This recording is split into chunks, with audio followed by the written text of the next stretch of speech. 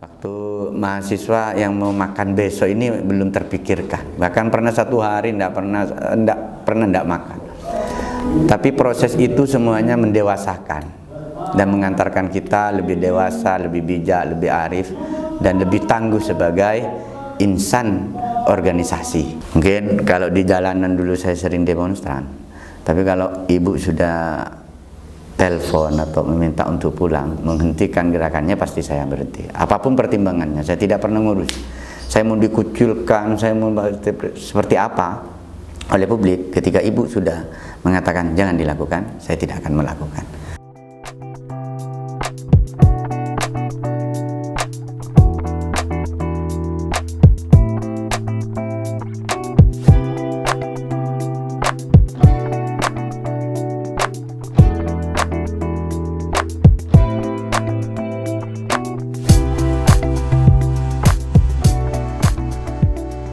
Assalamualaikum warahmatullahi wabarakatuh. Alhamdulillah wa syukurillah wa ni'matillah wa la hawla wa la quwata illa billah. Allahumma sholli ala sayyidina Muhammad wa ala ali sayyidina Muhammad. Pemirsa dimanapun berada, terutamanya di wilayah Kabupaten Pamekasan, syukur alhamdulillah pada kesempatan kali ini saya Muhammad Sahur Abadi, Esa MSOS. Kemudian pada saat ini perlu beberapa hal untuk kemudian disampaikan. Pertama, ini tentang profil saya Muhammad Sahur Abadi dari desa, itu Desa Campor, Kecamatan Propo, Kabupaten Pamekasan. Menempuh proses secara formal. Saya kuliah di kampus Universitas Islam Madura, dan kebetulan di kampus ini saya berproses baik ekstra ataupun intra organisasi, ekstra ataupun intra kampus, dan pernah juga alhamdulillah menjabat presiden kampus Universitas Islam Madura. Dan kalau di ekstra, saya pernah menjadi pengurus rayon, pernah menjadi pengurus komisariat, bahkan cabang. Setelah lulus, saya mencoba untuk kemudian terjun ke masyarakat, dan alhamdulillah didorong oleh beberapa tokoh, jadi beberapa pemuda, untuk saya maju di parlemen, yaitu DPRD Kabupaten Pamekasan. Alhamdulillah sejak tahun pemilu 2014 yang lalu, ini sudah 2 periode. Alhamdulillah masyarakat di Dapil 2 masih sangat menaruh percaya untuk menjadi wakil mereka di DPR. Di sela-sela itu juga ada beberapa organisasi yang digeluti, yaitu banyak keorganisasian, bahkan di NU, di Ansor juga sering, dan bahkan menjadi pengurus di Ansor. Nah, di PMI sendiri proses, walaupun sudah menjadi DPR, alhamdulillah tetap berproses dengan sahabat-sahabat sampai detik ini. Kemarin hasil Muscap 3 ini menghasilkan saya menjadi ketua terpilih. Ini sebenarnya bukan semerta-merta langsung menjadi DPR, langsung menjadi ketua IKA. Ini banyak proses yang telah dilakukan. Bahkan tidak sedikit hambatan ataupun kesedihan yang dialami. Tapi ini adalah proses, tetap kami melanjutkan dengan gigih, dengan niatan ya, bahwa segala proses pasti ada hasilnya. Bahkan kalau bicara masalah kesedihan, waktu mahasiswa yang mau makan besok ini belum terpikirkan. Bahkan pernah satu hari enggak pernah makan. Tapi proses itu semuanya mendewasakan dan mengantarkan kita lebih dewasa, lebih bijak, lebih arif, dan lebih tangguh sebagai insan organisasi. Insan organisasi. Mudah-mudahan ke depan ini dengan jabatan secara formal di DPR dan di organisasi PMI ini mampu memberikan beberapa hal yang positif, terutamanya bagi warga PMI, secara umum bagi warga Pamekasan. ada beberapa hal juga yang perlu menjadi semangat, terutamanya bagi anak-anak muda yang hari ini ada di kampus, ada di sekolah, di jenjang menengah, bahwa segala bentuk proses itu ketika itu dilakukan dengan bentuk tulus dan niatan yang benar-benar baik, pasti akan menemukan jalan. Rintangan itu pasti, karena saya memberikan perumpamaan bahwa makanan yang mau disajikan itu enak kalau itu sudah kita masak, sudah kita belanja dan semacam, tidak semerta-merta langsung ada makanan enak, tapi melalui beberapa proses. Jadi kami berpesan bahwa jangan kemudian lelah terkait dengan berproses dalam hidup ini. Nah, ke depan karena kami juga diberikan amanah oleh warga PMII, tentunya ada beberapa hal yang perlu saya lakukan. Pertama adalah berkonsolidasi di organisasi ini, semua pihak kemudian harus dirangkul untuk membangun PMII lebih baik.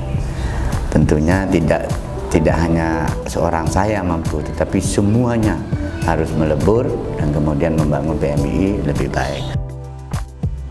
Strategi kita yang dibangun adalah karena saya diamanahkan pada saat ini untuk menyusun kepengurusan. Kepengurusan itu harus menunjukkan bahwa semuanya merata. Anggaplah kalau alumni kampus, kita tarik kepada alumni kampus, TAIN, UNERA, UIM, Al-Khairat, TAIMU, itu semuanya harus masuk di kepengurusan. Biar apa? Biar kemudian ketika kita sudah merampungkan ini, kepengurusan ini, nanti apa yang kemudian kita akan lakukan ini biar cepat terselesaikan. Dan yang terpenting adalah pembagian secara adil ini. Nanti kepengurusan ini akan menunjukkan bahwa ini representasi dari beberapa kampus.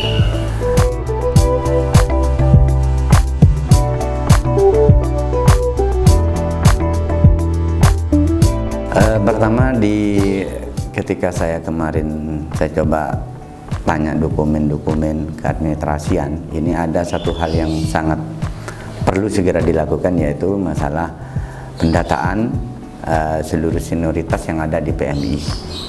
Yang kedua, ini yang paling bukan berat, tapi kalau dilakukan secara bersama-sama, insya Allah akan terselesaikan dengan pembangunan kantor IKPMI ini. Karena saya yakin kalau kemudian kantornya sudah ada, maka ide-ide itu, diskusi-diskusi itu, terobosan-terobosan itu akan lahir di kantor itu. Dan kalau semua pengurus ini aktif, insya Allah akan banyak kemudian kita akan banyak hal yang bisa kita lakukan.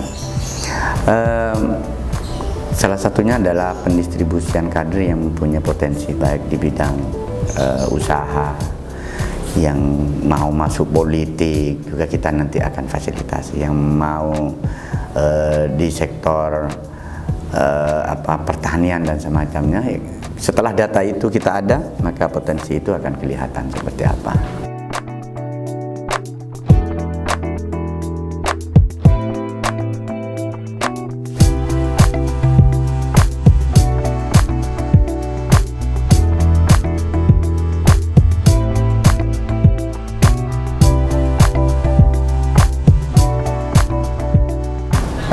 Kalau bicara sosok, saya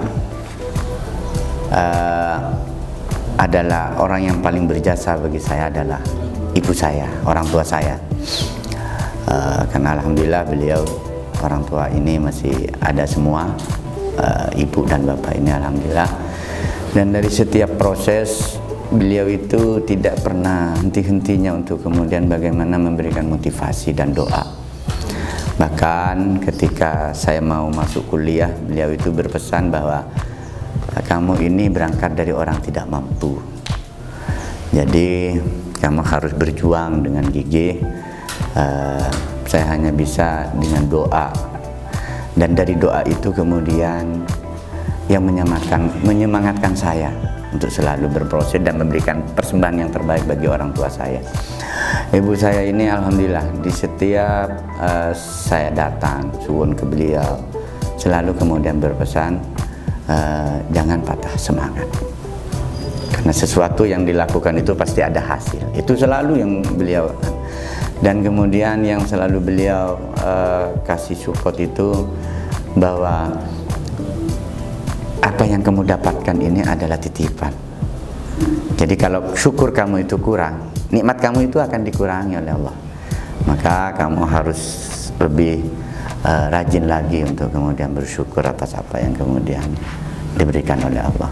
Dan beliau ini alhamdulillah selalu merestui apa yang kemudian menjadi keinginan dalam berproses ini. Karena beliau bagi saya adalah orang yang sangat berharga, dan saya tidak pernah melawan. Mungkin kalau di jalanan dulu saya sering demonstran, tapi kalau ibu sudah telepon atau meminta untuk pulang, menghentikan gerakannya, pasti saya berhenti. Apapun pertimbangannya, saya tidak pernah ngurus. Saya mau dikucilkan, saya mau seperti apa oleh publik. Ketika ibu sudah mengatakan jangan dilakukan, saya tidak akan melakukan. Bahkan ini ada pernah satu momen gitu kan.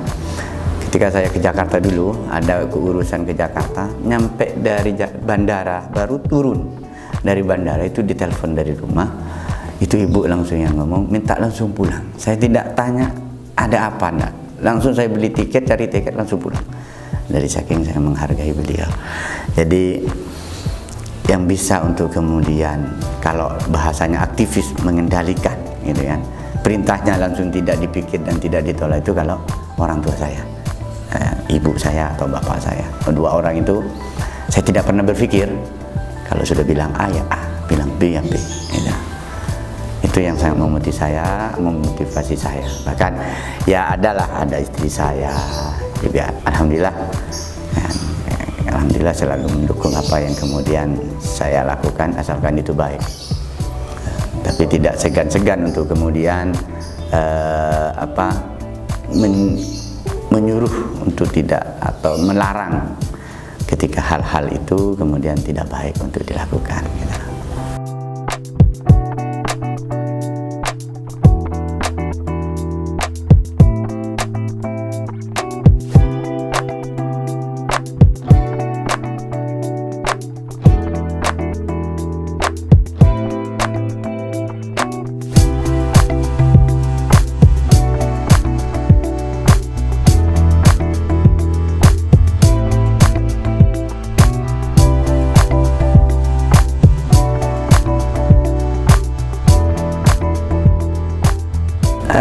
Alhamdulillah, pertama di keluarga itu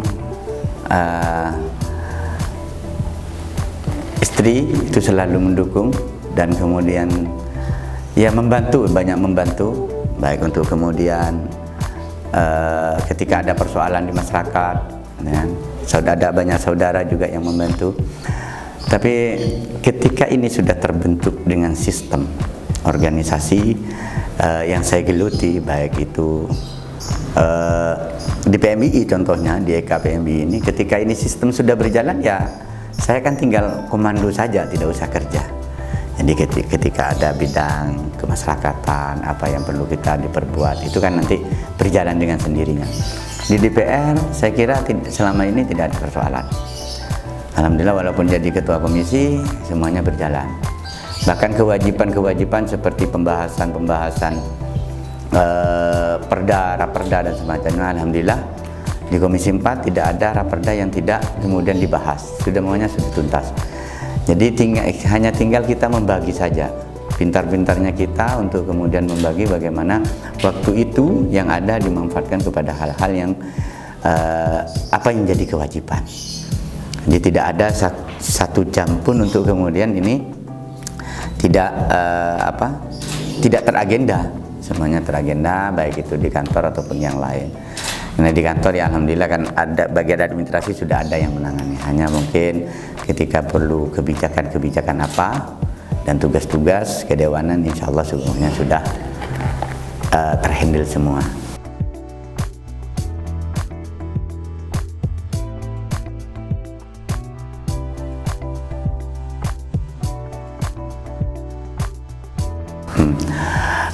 Pertama, saya sadar bahwa sebagai manusia itu hanya bisa merencanakan semua, memplanning dan semacamnya. Tapi kuncinya adalah kita itu pandai-pandai bersyukur kepada Allah, gitu. Bersyukur tentang apa yang kita dapatkan. Yang kedua, kita tidak menyerah, tidak pernah akan ada kata putus asa, tidak pernah minder dengan situasi dan kondisi apapun, gitu. Yang ketiga, selalu memperhatikan kepentingan-kepentingan orang lain yang itu baik, karena kebaikan yang diberikan kepada orang lain juga akan datang kepada kita. Maka tiga hal itu, selain kita menyerahkan diri kepada Allah, kemudian tidak pernah putus asa, kemudian selalu berbuat baik terhadap lingkungan sosial kita, masyarakat kita, insya Allah kebaikan kita itu akan kembali kepada kita. Itu yang menjadi pendorong bagi saya bahwa kalau saya berbuat pasti saya akan mendapatkan, gitu. Kalau saya membuat baik, insya Allah yang saya akan terima baik. Tapi kalau yang saya taburkan adalah keburukan, ya pasti celaan yang datang ke saya. Intinya adalah bahwa segala bentuk proses dalam kehidupan itu, proses apapun, gitu ya, proses apapun, tidak terlepas bahwa kalau kita melakukan dengan baik, pasti akan menerima sesuatu yang baik. Tapi kunci yang paling utama adalah bagaimana hubungan kita kepada Allah itu, pastikan semuanya baik, gitu kan? Itu dulu. Kalau hubungan dengan Allah sudah baik, pasti Allah yang akan ngurus kita, bukan kita yang ngurus hidup kita itu. Kita ini hanya merencana, ya boleh. Yang namanya manusia kalau tidak ada perencanaan dan tidak ada planning, tidak ada target, itu tidak baik juga. Makanya target harus ada, usaha harus ada, selebihnya kita serahkan kepada yang kuasa, ya, kepada Allah. Pertama adalah saya selalu harus berbuat baik. Itu prinsipnya. Saya harus berbuat baik ya kepada sosial saya, baik kepada kehidupan saya, semuanya. Prinsip saya, kalau saya ingin mendapatkan kebaikan dan kesuksesan, kuncinya hanya satu: saya harus selalu dan seterusnya harus berbuat baik.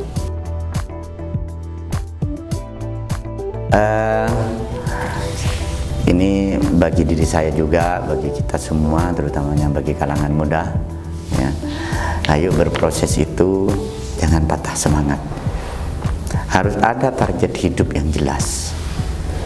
Tapi boleh kita itu punya gagasan besar, boleh kita punya impian besar, tapi jangan lupa bahwa semuanya itu Allah yang menentukan. Itu titik akhir. Kalau hubungan kita baik kepada Allah, insya Allah kita juga akan mendapatkan kebaikan itu. Baik, mungkin itu yang bincang-bincang kita pada saat ini yang bisa saya sampaikan. Mudah-mudahan ada manfaatnya, dan dari perjalanan saya sampai sekarang ini mudah-mudahan anak muda ini mengambil sisi baiknya. Yang buruk dari saya itu adalah karena keburukan saya sebagai manusia, tapi yang baik dari sisi saya itu adalah pemberian anugerah dari Allah. Ambil yang baik aja. Terima kasih. Wallahul muwaffiq ila aqwamit thoriq. Assalamualaikum warahmatullahi wabarakatuh.